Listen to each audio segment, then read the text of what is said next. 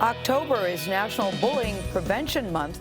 Despite that, there have been a rash of school bullying incidents reported in Pennsylvania, Maine, and California in recent weeks. Some of them have been deadly.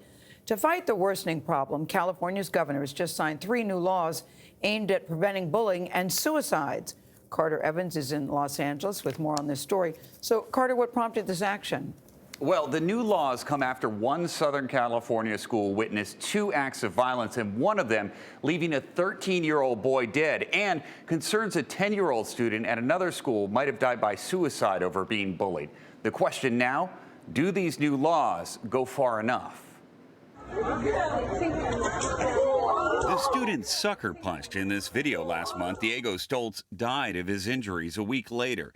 And on Monday, there was another attack at the same school. These girls had time to punch my daughter in the face 9 times. Now, police are investigating whether 10-year-old Allison Wendell, who attended this Southern California elementary school, died by suicide last weekend. Police have been scouring her social media and following leads at her school that she might have been bullied. We want people to remember her like who she was, not think that she was a sad little girl that was in some, horrible depression, because that wasn't the truth. Rise Up Against Bullying is a school violence program based in Southern California. Karina Gonzalez is a counselor there. Now you have students that are bullied at school, and then it carries over at home because the bully continues online. The online threat is addressed as part of 3 sweeping new anti-bullying laws signed by California Governor Gavin Newsom over the past month. The Safe Place to Learn Act requires that children in kindergarten through 6th grade have easy access to suicide prevention materials, including on the internet.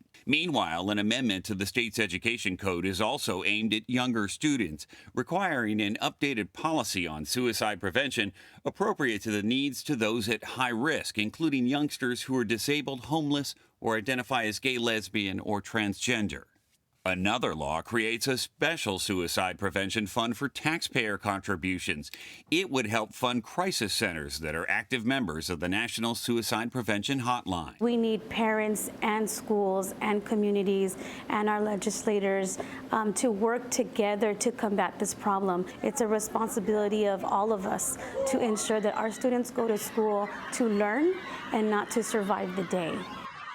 Well, nationwide, about 20% of students aged 12 to 18 say they've been bullied, and experts say because of the internet, students are often unable to escape their bullies and are constantly being re-traumatized. Yes. Tony? Yeah, it's a sad reality. Carter, thank you very much. It's a good reminder to have a conversation as a parent with your kids about this predicament. It's the scary part, because now it's literally, the bullying is literally coming into the home through the computer or the phone, whatever it is. Yeah, it sure does. Yeah, we can't stress that enough. When we were little, it ended at the schoolyard. Yeah, that's right. And then you could go home, and that was sort of your sanctuary, and that is no longer the case. It is. You've got to do something about that. Yeah.